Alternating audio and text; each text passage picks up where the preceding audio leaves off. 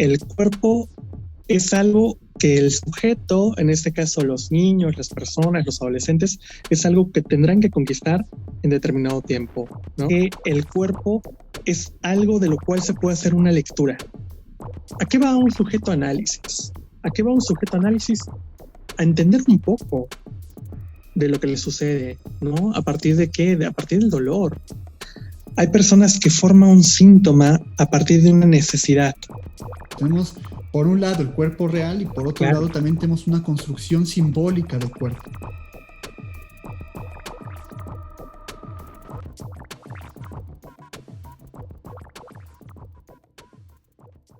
Bienvenido, Carlos, a un nuevo episodio del podcast Parresia.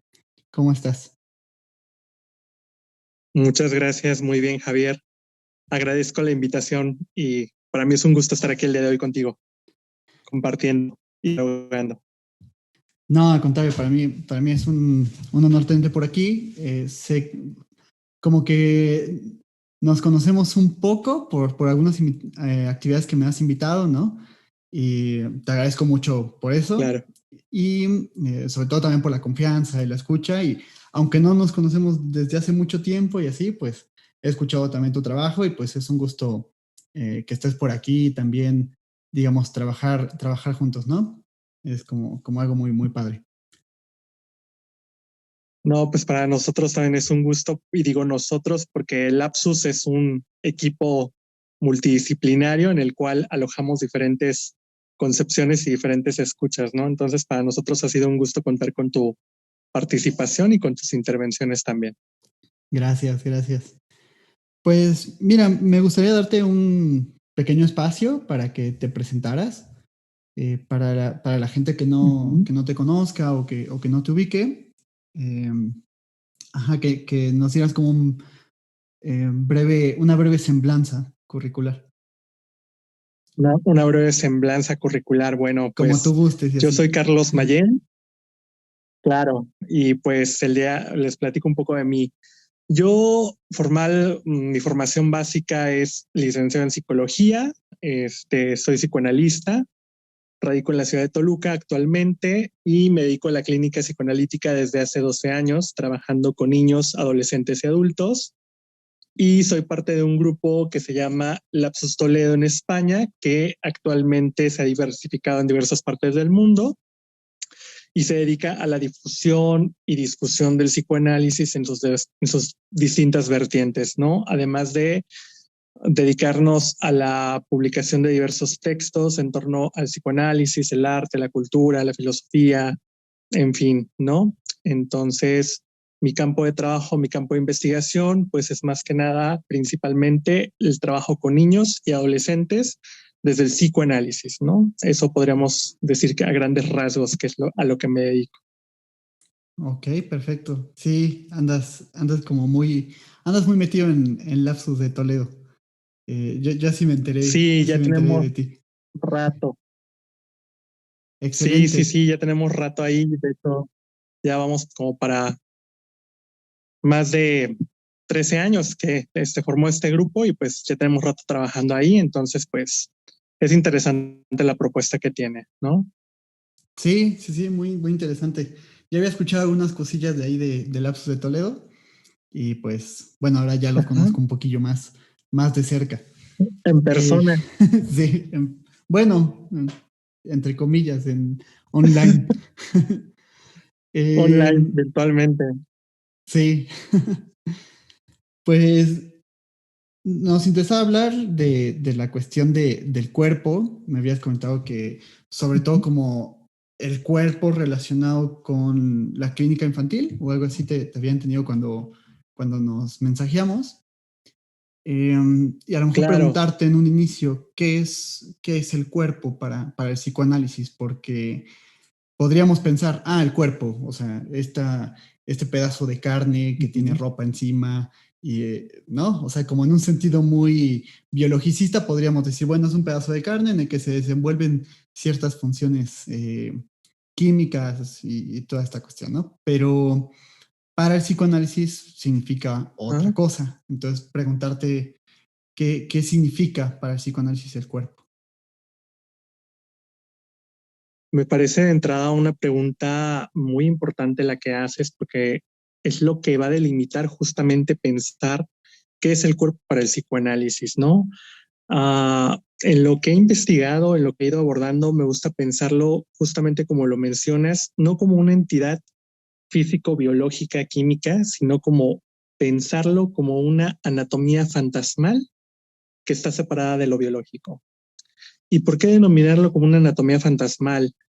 Si lo pensamos a partir de los descubrimientos freudianos, por así decirlo, o sea, a partir de Freud, podemos pensar que estos grandes descubrimientos a partir del trabajo con las histéricas es muy interesante, ¿no? Porque de repente, ¿qué sucede con estas analizantes o con estas pacientes de antaño, ¿no? Llegaban con cierta dolencia, ya sea que no pudieran caminar, les dolía el brazo, no podían ver, no podían hablar, ¿no? Y era muy interesante porque justamente se trataba de entrever qué es lo que hay detrás de esa dolencia, ¿no?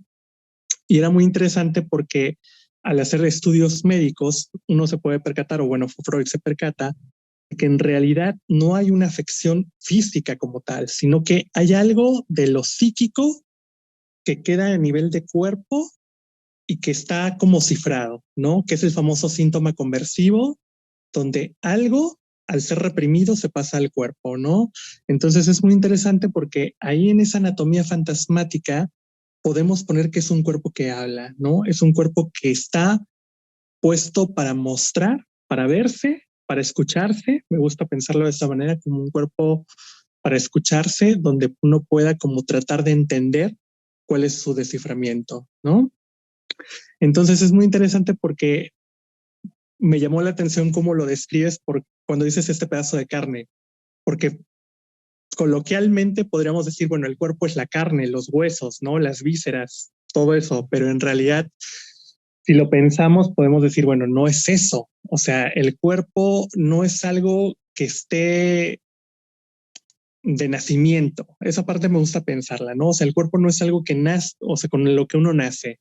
O sea, el hecho de que una persona nazca en apariencia con un cuerpo no significa que lo tenga, sino que implica una conquista de ese cuerpo. O sea, llegar a adquirirlo, llegar a constituirlo, llegar a formarlo, llegar a labrarlo.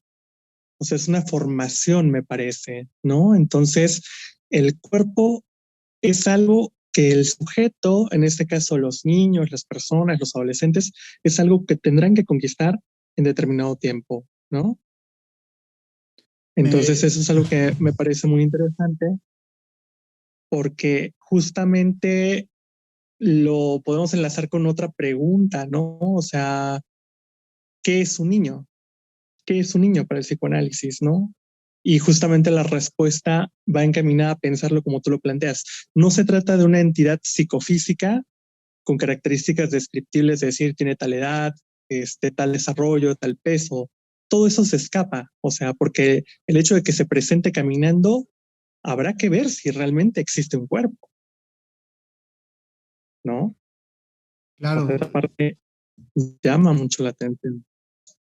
creo que es muy interesante cómo lo planteas, porque, claro, cuando pensamos en cuerpo, pensamos siempre bajo el paradigma médico o biologicista, o sea, el cuerpo como un Uh pedazo de -huh. carne, con esqueletos, que libera sustancias, etcétera, etcétera. Y Claro, por lo que voy entendiendo y que también comparto, el cuerpo para el psicoanálisis, pues, no es eso, si bien tampoco claro. lo niega, ¿no? O sea, porque a lo mejor quien nos está escuchando ahorita podría Uh -huh. pensar que así como, ah, bueno, están hablando del cuerpo como una cuestión espiritual del alma que flota en un universo Como algo alterno, que no se ¿no? palpa. Como en el mundo de las ideas platónico, ¿no? O sea, como una idea que está por Claro, ahí. un cuerpo idealizado. Entonces, pues ahora sí que podríamos cometer incluso ciertos abusos y decir, bueno, todo lo que pasa en este cuerpo es una simulación, no existe, etcétera, etcétera. Y lo que se está Uh diciendo -huh. no es eso.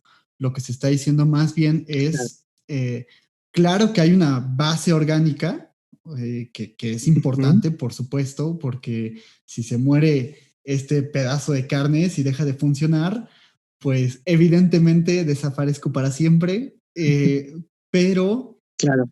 al mismo tiempo, en el psicoanálisis hay algo que trasciende este cuerpo, o sea, hay algo que va más allá de este pedazo de carne que se muere, ¿no? Ujú. Eh, o sea, Por hablamos, supuesto. no sé si estás de acuerdo en esto, ¿no? Pero yo pienso que sí, que es un cuerpo habitado por un sujeto que fue construido, o sea, que no Ujú. estuvo ahí en un inicio, ¿no? Que tuvo que haber un momento Claro, en que ese sujeto se formara y habitara y conquistara ese cuerpo, ¿no? Ese pedazo de carne. Me parece muy claro. interesante pensarlo así. Y rescato tu punto de vista, justamente concuerdo, porque algo que la gente puede apreciar, los que nos llegan a escuchar, es que justamente no estamos invalidando la parte orgánica. ¿Por qué? Porque hasta cierto punto nosotros no podemos excluir el desarrollo biológico de un niño. O sea, tenemos que, como analistas, ver que en realidad no haya una falla orgánica, o sea, que haya una falla en lo real del cuerpo, porque si hay una falla en lo real del cuerpo, pues tiene que ser también atendida. Muchas veces esa parte parece que los padres a veces la ignoran en el sentido de que no se percatan de que en realidad, pues el niño tiene una afección orgánica tal cual y nunca ha sido atendida o no se ha pensado como tal. Entonces, nosotros no podemos pensar como decir, ok, lo físico vale puro cacahuate y no existe, ¿no? Sino que realmente le damos importancia a ese cuerpo y ya sabiendo que está esa parte, pues se trabaja con la parte psíquica, ¿no? De decir, ok, ¿cómo se conformó este cuerpo? ¿No? Que es muy interesante porque me gusta pensar el cuerpo como la carta de presentación de un sujeto, ¿sabes? Como la carta de presentación de un sujeto, porque al final de cuentas es donde más se inscribe el síntoma. O sea, el síntoma habla por medio del cuerpo, si bien a partir de actos también, como los obsesivos, pero también el cuerpo de todo sujeto habla y dice algo. A partir de cómo se sienta, cómo camina, si se tropieza, si falla. O sea, es muy interesante cómo de repente el cuerpo puede ser un lienzo de escritura donde se inscriben muchas cosas. Lo podemos pensar en diferentes vertientes. A mí se me ocurre, por ejemplo, los casos de trastornos de alimentación que hoy en día están muy en boga y que se presentifican a nivel de cuerpo.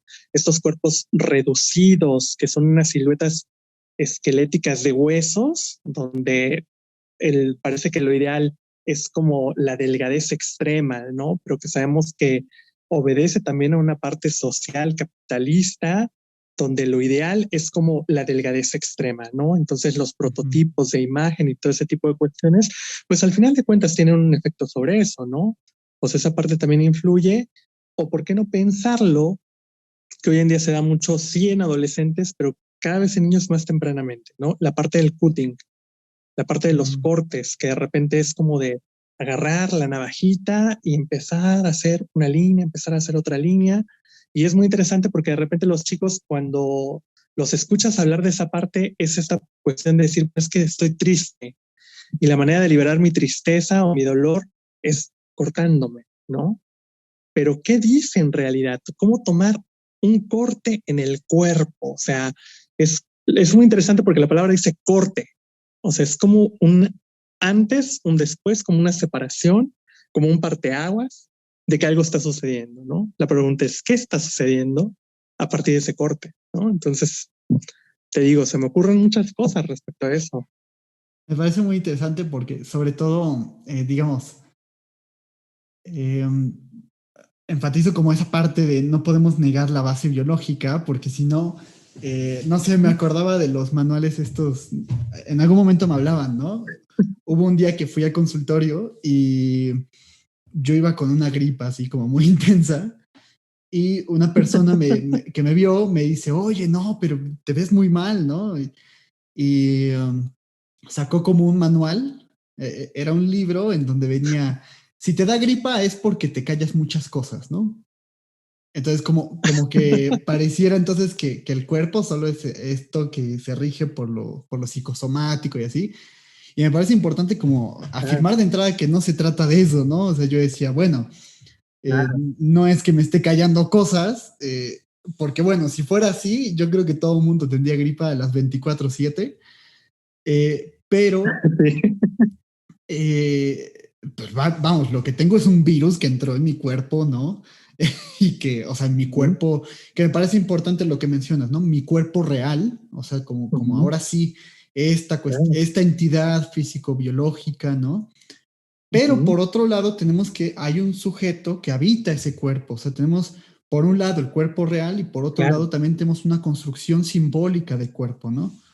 Y que me parece ujú, como muy interesante, exacto. y me parece muy importante lo que dices, por ejemplo, del cutting o la anorexia o todo esto, ¿no? ¿Cómo pensarlas entonces? O sea, Ujú, y yo como que no dejaba de pensar como, ¿qué es lo que se está cortando cuando se corta este trozo de carne, ¿no? O sea, claro, solo es una conducta, digamos, un niño o un adolescente que toma una navaja y se hace un corte en esta entidad biológica, o hay algo que también se está jugando en el plano claro. de lo simbólico, ¿no? Súper interesante porque en la experiencia que he tenido con algunos casos de chicos que se cortan y todo ese tipo de cuestiones, a mí me llamaba la atención sobre todo uno en específico que tenía que ver con cuando hablábamos del corte justamente y cuando ella hablaba del cortarse, tratando de ubicar en el tiempo en que ella lo hacía o en qué momento ella lo colocaba después de las peleas con la madre, ¿no? O sea, era una chica que decía, después de que discuto con mi madre, recurro y me corto, ¿no? O sea, hago un corte ahí, ¿no? Entonces, eran una cuestión de unas peleas constantes, ya sabes, de repente madres e hijas, padres e hijos, en esta época es como de no poder entender un poco el transitar por la adolescencia y vienen las discusiones que se acrecentan por cuestiones que pues efectivamente tienen que cumplirse en casa, ¿no? Como las reglas, las normas y todo este tipo de cuestiones, pero que si en realidad no se aprende a hacer una separación, pues producen este tipo de discusiones, ¿no? Y era muy interesante porque es como al final ella darse cuenta que ese corte es como una separación, es decir, aquello que no hace mi padre cuando nos ve discutir, yo lo hago a partir de un corte. ¿Por qué? Porque a partir del corte todos se tranquilizan o todos hacen como está de, no está bien ella, está mal, ¿no? ¿Qué le sucede?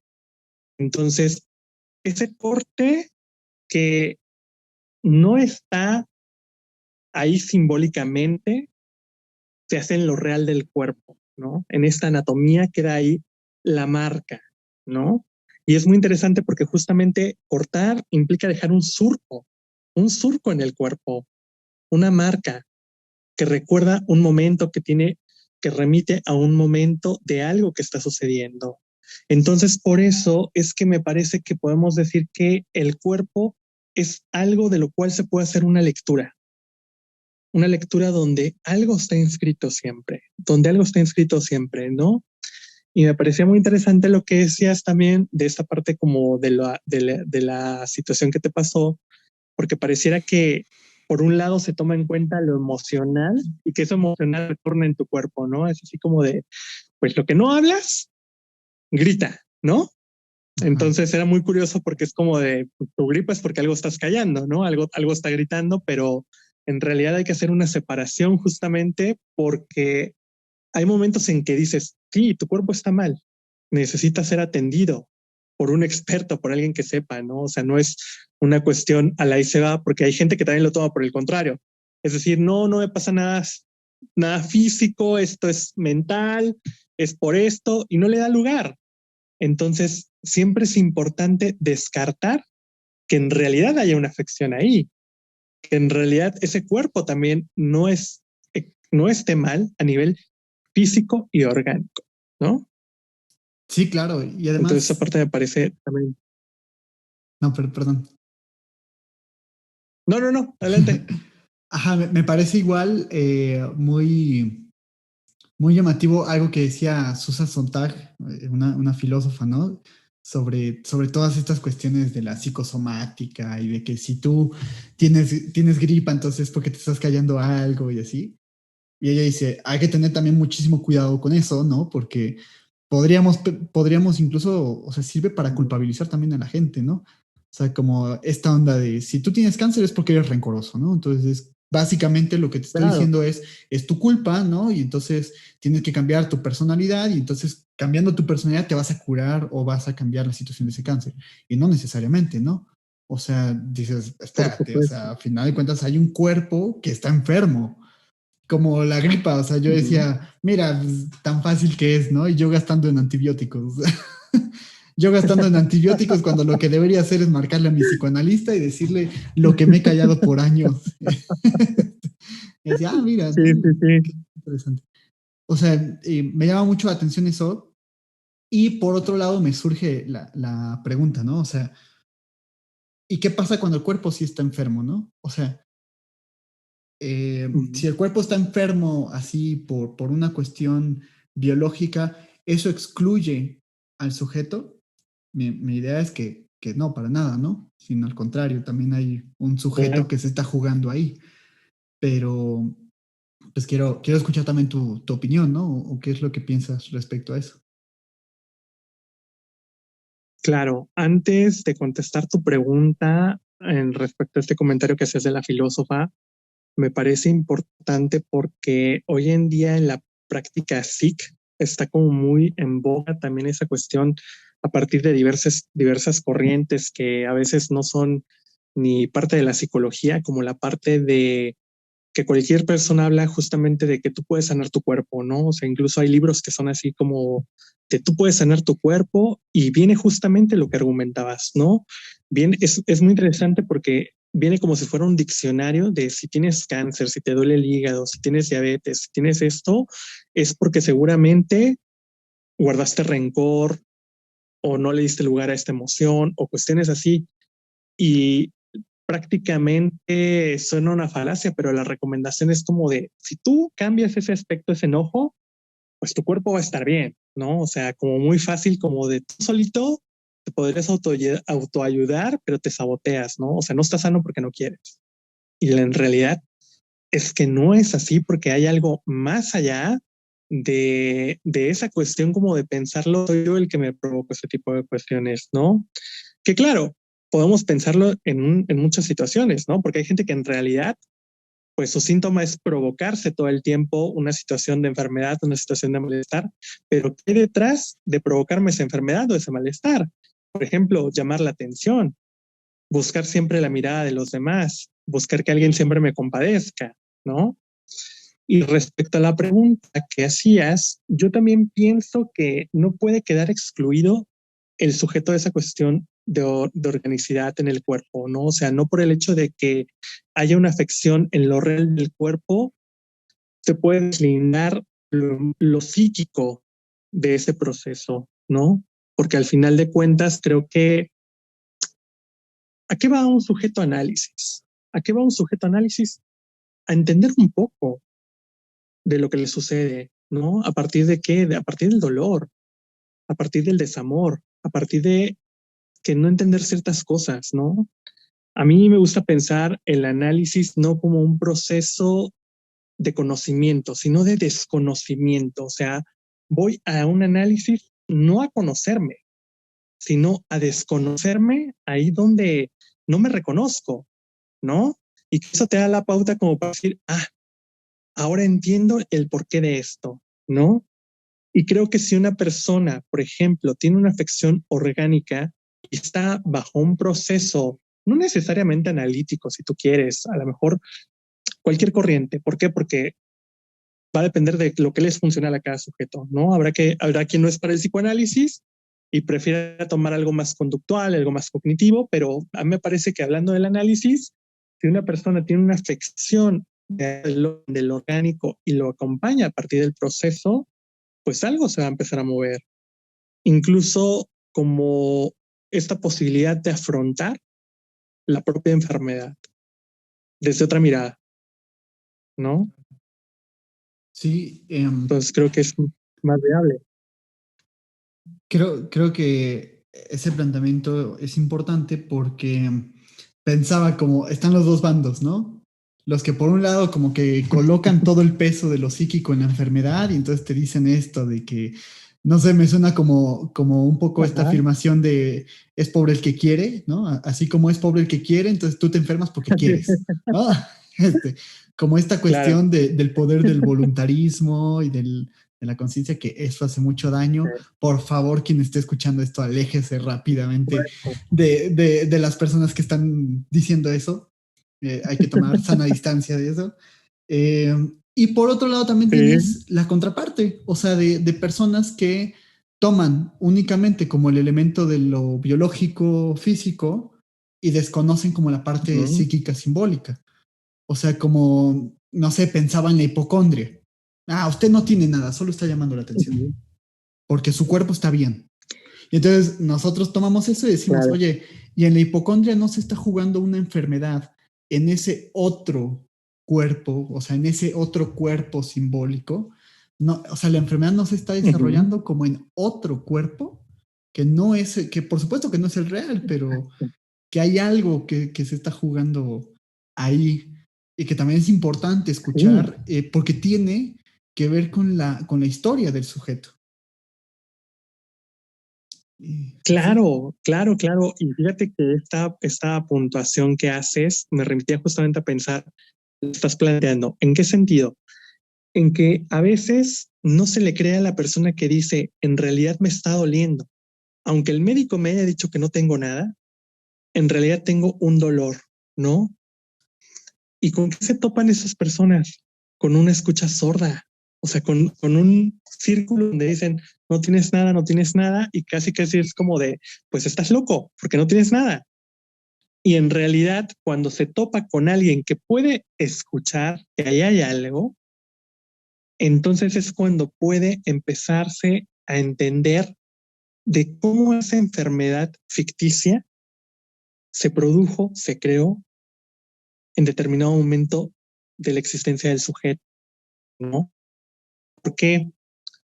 Porque me parece, te digo, insisto mucho en esta parte, de repente cuando uno escucha en el análisis, hay personas que forman un síntoma a partir de una necesidad. Por ejemplo, una necesidad de mirada. Por ejemplo, los niños, ¿no? Es así de cómo hago que ese otro, esa madre, ese padre, me voltee, me dé mirada y me haga caso a partir de la enfermedad. Y nos encontramos con casos que te llegan con la mega carpeta así, el historial que te dicen, esto es de las hospitalizaciones que ha tenido y dices, Jesús, ¿qué pasó aquí? O sea, ¿por qué 40 hospitalizaciones? ¿Por qué internamientos? O sea, y todos te dicen lo mismo, lo mismo, lo mismo. Y dices, algo está insistiendo ahí, que es algo que me parece que el psicoanálisis le da cabida a la parte de la repetición, ¿no? O sea, algo que se repite, algo que insiste y que no tiene que ver con la mismidad. A mí la repetición me gusta pensarla como una divergencia, como una diferencia, pero que algo está puesto ahí. Y cuando la persona, o en este caso, los niños o los adolescentes, pueden captar o escuchar esa parte de decir, me empecé a enfermar a partir de que necesito que mi papá, mi mamá me ponga atención, algo se empieza a mover. ¿Por Claro. qué? Porque la palabra, así como surca el cuerpo, la trastoca también, trastoca el cuerpo. Y eso es lo maravilloso del psicoanálisis, ¿no? Buenísimo, me parece excelente. Sobre todo creo que lo que podría concluir es que el síntoma neurótico tiene un sentido. Entonces, y este sentido se viene a inscribir por parte de un cuerpo simbólico, digamos, en un cuerpo real, ¿no? Se viene a anudar o viene a Uh-huh. manifestarse ahí. Eh, Mira, siempre digo, se nos va el tiempo cañoncísimo. Ya llegamos a los Claro, 30 sí, sí, minutillos. Me no gustaría hacer alcanza. un corte por ahí, ya que digamos, logramos cerrar como esos temas. Eh, Bien, pues me gustaría agradecer a la gente que nos está escuchando o que nos está viendo o escuchando y viendo, que recordarles que se pueden suscribir al canal, me apoyarían muchísimo con este proyecto. dejar su pulgar arriba, dejar su like, dejar algún comentario, preguntas, respuestas, dudas, ¿no? O también cualquier opinión, ¿no? De lo que haya surgido este video. Claro. Seguir el proyecto en Facebook, en Instagram. Y a ti, mi estimado Carlos, pues que, pues nuevamente, es un honor para mí tenerte por aquí y pues qué padre que pudiéramos compartir un espacio. Y me gustaría, pues, dejarte la última palabra de cierre. No, pues al contrario, para mí ha sido un gusto dialogar contigo en un aspecto tan importante como el cuerpo, porque el cuerpo nunca ha perdido su vigencia. El cuerpo sigue siendo tan fundamental actualmente, como te lo decía al principio, ¿no? Es la carta de presentación de todo sujeto. Y si uno presta el oído y la mirada, algo se empieza a mover ahí. Y eso es con lo que yo cerraría. Perfecto, buenísimo. Pues nos vemos el siguiente domingo con un video nuevo. Gracias.